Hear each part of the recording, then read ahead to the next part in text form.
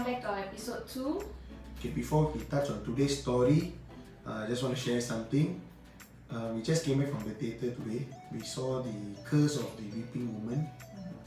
It's quite a decent horror movie with quite a number of scares. So if you have not watched the movie yet, go and watch it in theatre because the sound system and all that makes it very eerie, creepy and all that. Yeah, so go and watch it if you have not watched it. If you have not watched it. That's my wife. Okay, let's come to today's episode. Today's storyteller is Anju. So, what's your story called? The incident at Kim Cat. This incident happened in our previous home. Okay, so we at the point of time was staying at Kim Cat. I'm not sure which avenue, but I remember it's Kim Cat and it's block 195. So we were staying at the highest floor, 12th floor. Okay, so after a year we shifting, strange things started to happen lah. So this is one of the incidents that happened to me. Okay, so it was a fine night. Okay, as usual we had our dinner, everything, and then we went back to sleep. I'm scared of darkness, so I always on the light, like toilet lights or kitchen lights. You know. I agree with that. She's still scared. My praying altar was in my room. Okay, so let's say this is the door, this is the bed, so this is the door. I'm facing the door. Okay, my praying altar is here and windows here. Okay, so when you on the kitchen light, right, it can reflect on the wall beside where I'm sleeping. I'm able to, if anybody walk past, I can see that. So I remember I was sleeping upright, straight position, and then I wanted to go toilet. Okay, and then I opened my eyes. When I want to move, I couldn't move. Okay, I couldn't turn. So I thought I'm dreaming. Actually, I'm not. I'm awake. I know I'm awake. Okay, and then I got so scared that I wanted to call for my mom. I couldn't call. And I know that I was very young and I was so scared. I was thinking what's happening, and then I was like, so this is, imagine this is the bed behind. So I was like this. I was like, I couldn't call ma. Okay, I was like stuck.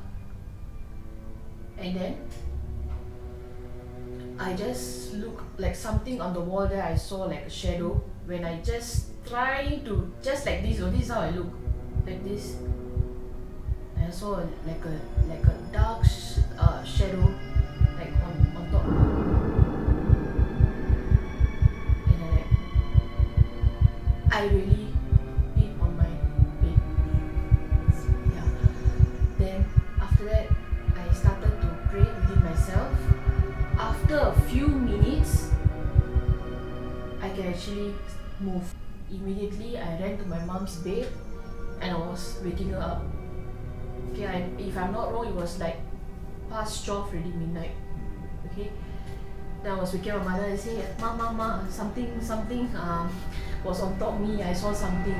Then my mom was like, you know, when they wake up, they was like a bit blurred. They was like, well, why are you talking? I say, no, I couldn't. I want to go toilet, and then after that I couldn't move. And then when I tried to call for you, I couldn't talk. And then I saw something at the shadow there, something black on me. Then my mom was like, she was concerned for me, and then she bring me to my praying altar and prayed lah, like she gives some holy ash to put on me and say drink the water and go back to sleep, should be fine. Then the next day she brought me to a priest, and then actually found out that that month was 7 month Ghost Festival, and he said that I accidentally stepped on an offering. Yeah, and that spirit was not happy with me. He said, if you can just pray within yourself that I'm sorry, you know, I accidentally stepped on this, you know, I maybe I didn't see. After a few nights, it was fine. So this was my first encounter lah. Wow. So it's actually good to actually apologize if you accidentally step on such offerings. Yeah, but sometimes, you know, when I understand they will just put the offerings, you know, at the walkway, and you know, you may just accidentally step, you know, like sometimes you may not see. Yeah, but always be careful when you walk. Yeah. So at that point of time, were you the only one who was affected? No, it was my mom also encountered. So she shared to me that after I shared this thing to her, right, after a few days she didn't want to scare me, so she took like a week to tell me this. She said there was a night she felt the bed was shaking, like really shaking heavily, and then she said she woke up. Then she thought maybe I'm jumping or what, because I used to go sleep with my mother, you see. So she thought it's me, but actually there's no one. My father was sleeping, so she like maybe she's dreaming. So she closed back. The bed like started to shake even more, like earthquake like that. So she wake up, and the bed was still shaking. Then she was like waking my father. My father like just sleeping lah, you know, like nothing happened. Then she keep telling, no, the bed shaking. Then he like, no, I don't feel anything, just go back to sleep. That kind of thing. So my mother woke up and she went to drink water, and then she prayed and she came back to sleep already. So after that, okay. Then again, a few days later, she was I think it was an off day or what. So I was at school. She used to actually bring me to school and fetch back. So morning, once she bring me to school, she came back home, and then she was, I think, around 12 or 1 plus in the afternoon lah. She was sleeping alone. My dad went to work. She said someone was standing near to her feet. So for example, the feet is like this, right? Then one of the feet, like somebody slept. Then she thought my father, my father at work and I'm at school. So she immediately wake up, then she just go and ate, and then she came to my school. I just waited at my school canteen to fetch me. So all this happened in the same house? Same house. After a year we shifted.